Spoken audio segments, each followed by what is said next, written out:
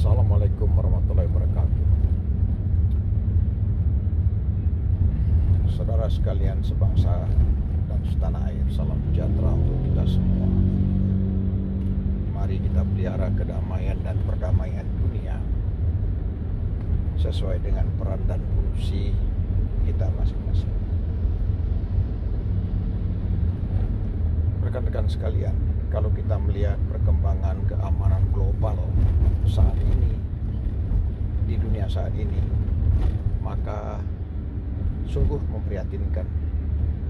Sejak tanggal 7 Oktober yang lalu sampai hari ini, konflik Israel-Palestina belum juga selesai. Sudah banyak korban meninggal dunia, anak-anak, wanita tidak berdosa, kemudian harus meregang nyawa.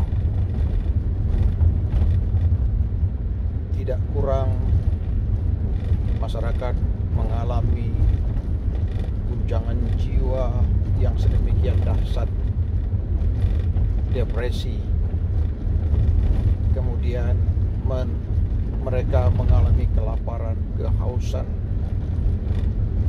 rumah-rumah mereka dihancurkan. Ini sungguh menyedihkan. Belum selesai itu, kita memang sudah mendengar ada tuntutan Afrika Selatan atas kasus genosida yang dilakukan oleh Israel, dan sampai hari ini proses persidangan masih berjalan, dan ini akan memakan waktu yang cukup panjang, bisa setahun, 2 tahun, atau bisa 3 tahun. Selama waktu itu konflik tidak ada jaminan akan selesai. Kemudian ini melebar ke Laut Merah. Sebagaimana kita ketahui dalam berbagai literatur dan bagi rekan-rekan yang pernah ke sana, bahwa 12% perdagangan dunia ini itu sangat tergantung satu dengan terusan Suez. Kemudian karena dia juga menghubungkan dengan Laut Mediterranean, dan terakhir Laut Merah. Laut Merah hari ini menjadi masalah. Laut Merah ini menjadi tempat pertumpahan darah, tempat pemutusan urat nadi ekonomi dunia. Kelompok Houthi Yaman menyerang kapal-kapal sipil, kapal-kapal komersial yang ada hubungannya dengan Israel. Kelompok Houthi ingin menunjukkan bahwa mereka adalah mitra Israel. Dan bukan Houthi saja, kita lihat Hizbullah Lebanon juga melakukan itu.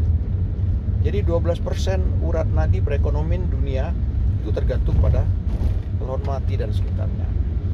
Dewan Keamanan PBB sebetulnya sudah melakukan langkah-langkah dengan mengadopsi resolusi dan usulan ajuan Amerika Serikat dan Jepang pada 11 Januari lalu untuk menghentikan serangan Houthi di Laut Merah, karena ini akan mengganggu sistem perekonomian. Muhammad Ali Al-Houthi, anggota Dewan Politik tertinggi Houthi, di platform sosial medianya, platform X, menyatakan solusi aman untuk melalui Laut Merah bagi kapal komersial cukup dengan ditulis, kami tidak memiliki hubungan dengan Israel. Jadi ulangi, kami tidak memiliki hubungan dengan Israel. Dan kemudian ini akan diidentifikasi secara otomatis. Solusi ini ternyata cukup efektif, karena sampai hari ini tercatat ada 64 kapal dagang yang bisa dilewatkan ketika kapal yang lain yang berhubungan dan berafiliasi dengan Israel dan Amerika, Inggris dan sekutunya, ini akan mereka hajar, akan mereka gempur. Lalu rusaklah tatanan ekonomi dunia kalau ini terus. Dan mereka sangat membenci Amerika dan Inggris yang telah nyata-nyata melakukan penyerangan terhadap Yaman beberapa waktu yang lalu. Nah, reaksi terhadap serangan Gaza, Houthi menyerang dengan drone dan rudal Dan serangan itu tentu dengan model-model kamikaze. Jadi mereka menyiapkan diri mereka untuk mati, atau mereka menyelangkan dengan drone. Bahwa kelompok Houthi mengumumkan bahwa tanggal 10 Januari 2004 sebuah kapal Amerika akan mereka serang karena mendukung Israel. Houthi yang didukung oleh Iran di Yaman melalui juru bicara militer Houthi yang namanya Yahya Sri di hadapan TV Al Jazeera bahwa Houthi menargetkan kapal kargo Ocean Chase dengan rudal anti kapal di Teluk Aden. Jadi mereka juga menargetkan di Teluk Aden. Nah, serangan akan berlanjut sampai blokade dan serangan Gaza semuanya dihentikan. Dan semua target elemen ancaman di Laut Merah dan Laut Oman akan ditingkatkan. Tidak bisa kita bayangkan, rekan-rekan saudara sekalian, bagaimana kapal-kapal barang, kapal-kapal kargo, kapal-kapal kepentingan perekonomian yang menghubungkan antara Asia bawah kemudian sampai ke Eropa itu akan diserang oleh Houthi.